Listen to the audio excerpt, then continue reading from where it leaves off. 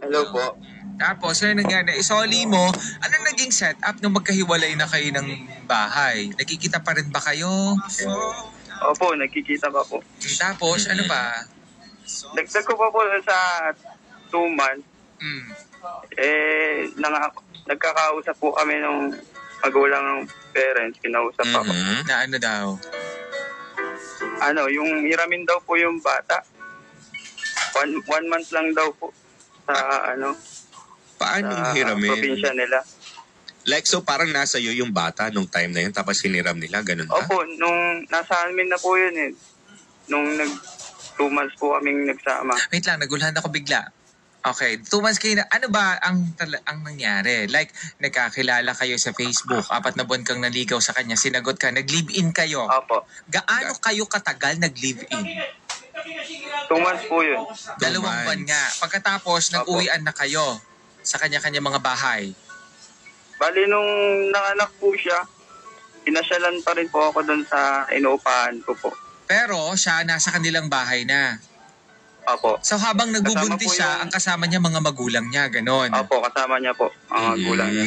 Okay, tapos, Tapos pumasyal po siya doon sa inuupahan ko po. ba't siya pa ang pumasya? Di ba dapat ikaw yung pupunta doon? Kasi po, busy po talaga sa trabaho. Pero yung nag-ano ka naman, like nagbibigay ka ng sustento. Siyempre, nagbuntis itong Opo. partner mo. Like, Bibigay po ako. nung nanganak siya, nasaan ka? Nasa trabaho po ako eh. Hindi po kasi ako maka-excuse kasi biglaan din po kasi yung nanganak. Tapos, nasa trabaho po ako noon. Kulang na kulang din po kami sa sinacrifice ko na lang din po. Okay. Alam ko naman po na na magiging okay din po siya.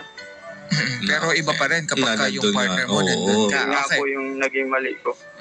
Okay, so kasama niyo talaga parents niya all throughout. Opo. Like, nung mga nangyari ito. Okay, tapos, Tapos pinasyalan po niya ako nung sa inupahan ko po. Nagpapaalam po yung parents niya na ihiramin daw po yung baby. pinasyalan Dadalhin sa ka, probinsya. pinasyalan ka nitong partner mo sa, Opo. okay, tapos, anong meron? Ba't kanya Mga papasyalan? po yun, 1 week po kaming nag-stay doon, kaming 3 magkakasama, kasama yung bata. Okay. Hanggang sa, Hanggang sa po, sinabi niya sa akin na nagsabi daw po yung parents niya na dadalhin yung bata doon sa probinsya para mamalagi doon ng 1 month. At kasama itong kinasama mo. Opo. Nung nandun na po ng 1 month, kala ko 1 month talaga, pero umabot na po ng 2 years. Tapos nabalitaan ko yung babae, pumunta na ng ibang bansa. so nakapag-ibang bansa na. So, Opo. nagpunta ng Parang dalawang dinala taon. po yung bata dun sa probinsya, tapos yung babae nag-ibang bansa. Parang, parang niloko yata Parang ako. na-bypass ka, ganun. Parang hindi Opo. pinalam lahat sa'yo. Ibig sabihin, wala Opo. kayong total o constant communication itong babaeng ito? Hindi niya nasabi sa'yo? Ang usapan lang namin, hiramin lang po yung bata ng 1 month. Tapos, Pero kasama siya, di ba? Babalik Tama. din sa Pero amin. kasama siya. Tama ba? Hindi siya Kasama siya? kasama. Oo, kasama yung babae. Hindi siya hindi kasama. kasama yung babae nung yung nanay, yung lola po yung nagdala po dun sa probinsya. Bakit? Ilang buwan na yung bata nun? Ano pa lang po yun, magto 2 months pa lang, baby pa lang po. Magto 2 months? Pumayag itong karelasyon mo? Opo. Na hindi siya kasama? Bakit daw? Ba't siya pumayag na hindi siya kasama? Siya yung nanay.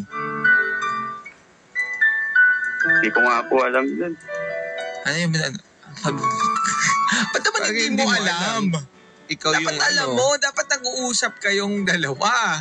Okay, tapos, pumayag din yung partner mo, nadalhin yung bata sa probinsya, 2 buwan pa lang, tapos, ano nangyari? Like, nagsasama kayo nitong partner mo dito.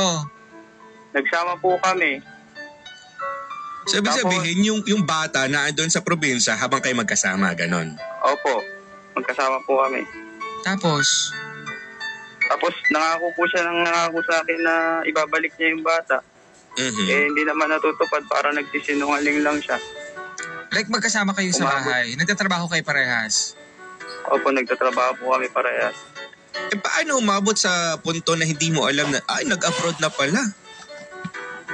Tapos,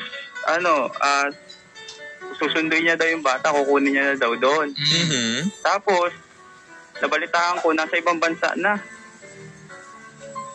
Nag-abroad na pala yung babae.